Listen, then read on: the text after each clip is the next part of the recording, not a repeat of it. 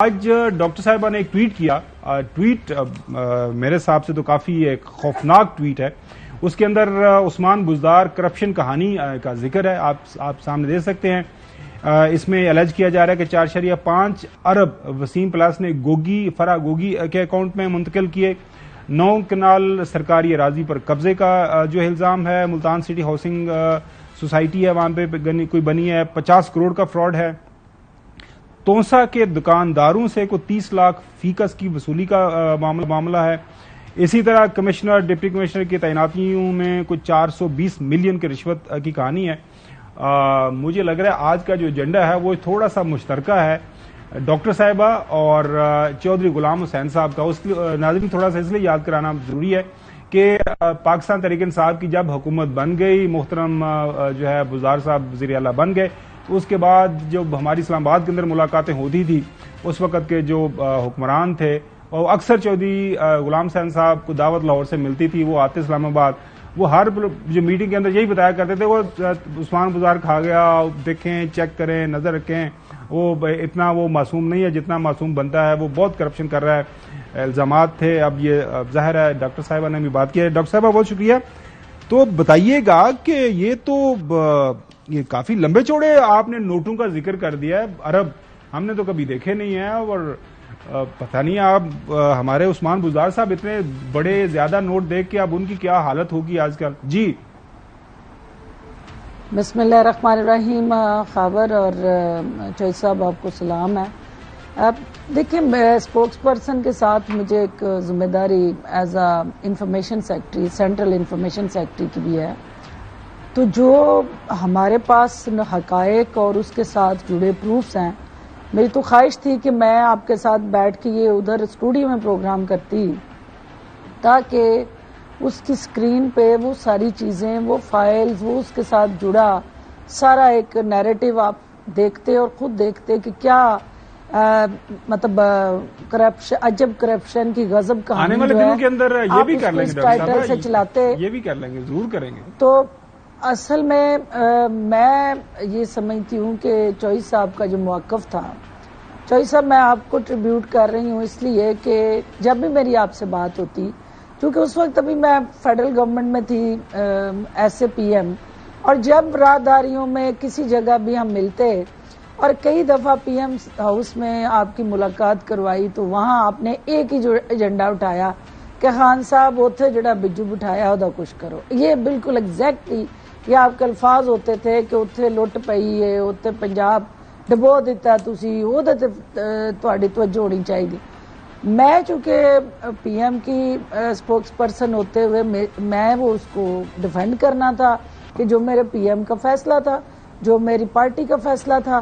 لیکن چونکہ آپ کا ایک آزادانہ موقف تھا اور آپ اس کو دہراتے رہتے تھے, اور ہم سب جو ہے آپ کی اس موقف کی نفی کرتے تھے کیونکہ ہم حقائق سے واقف نہیں تھے, ہمیں پتہ نہیں تھا. ہم یہ سمجھتے تھے کہ ایک سیدھا سادہ سا شریف النفس انسان کیس مار کے بیٹھیا, ادھر ادھر وہ دیکھتا نہیں, اور وہ اسٹریٹ فارورڈ ایک اس نے اپنے اوپر لبادہ جو اڑا ہوا تھا شرافت کا.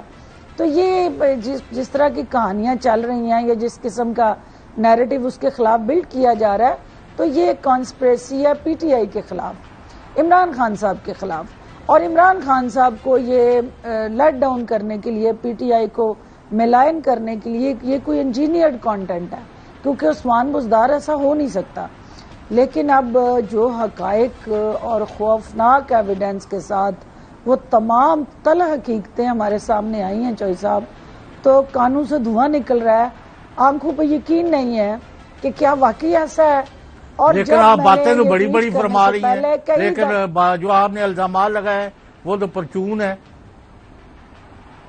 کوئی پرچون نہیں ہے چوئی صاحب. اس کی پہلی قسط بتائیں کیا بڑے بڑے چارجز ہیں. پہلی قسط ہے جو اس کے ساتھ جڑے. آپ کو میں یہی چاہ رہی تھی کہ وہ کانٹینٹ آپ کے پاس جاتا, آپ اس کانٹینٹ کو دیکھتے. آپ بتائیں مجھے کہ بزدار صاحب جو ہے وہ نیب بار بار ان کو بلا رہی ہے, نیب ان کو کہہ رہی ہے کہ جناب آپ تشریف لائیں. کوئی بھی شخص جو ہے اس پہ ایلیگیشن ہو سکتی ہیں, اگر ان کو اپنی بے گناہی کے لیے کوئی بھی ایسا ریلیونٹ جو بنیاد جس کی ٹھوس ہو اور حقائق کے ساتھ جڑا ان کا دفاع ہو، وہ آئیں اور اپنا دفاع پیش کریں نیب کے سامنے۔ اب انٹرسٹنگلی وہ اینٹی کرپشن ہو یا وہ نیب ہو، ہمارے پیارے بزدار صاحب جو ہیں، وسیم اکرم پلس جو ہیں، وہ کسی بھی انویسٹیگیشن یا کسی ایسے ادارے کے اندر جو ان سے اس کے ساتھ جڑا بے گناہی کا یا حقائق جو وہ کہتے ہیں کہ نہیں یہ غلط ہے، تو اپنی سچائی کے لیے جو مواد ہے وہ پیش کرنے سے قاصر رہے ہیں۔ اب یہ جتنی چیزیں ہیں جو سوشل میڈیا نہیں، یہ ان فائلوں کی زینت ہیں اور جو آنے والے دنوں میں ایک بہت ہی خوفناک طریقے سے وہ گٹھ جوڑ جو ہے وہ بے نقاب ہونے جا رہا ہے۔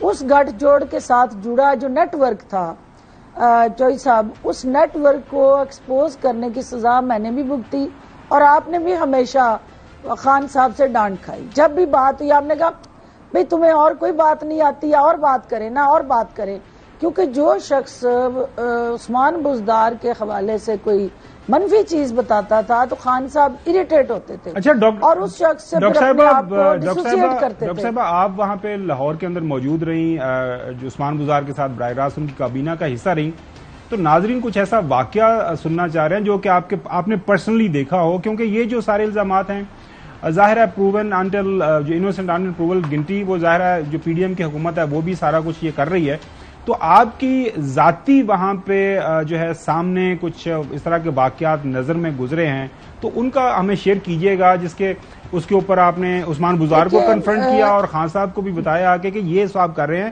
میں نے ان کو منع کیا یا وہاں پہ میں کابینہ میں بولی، اور خان صاحب آپ کس کے اوپر نوٹس لیں؟ جی میں بالکل بہت امپورٹنٹ بات آپ نے کی ہے۔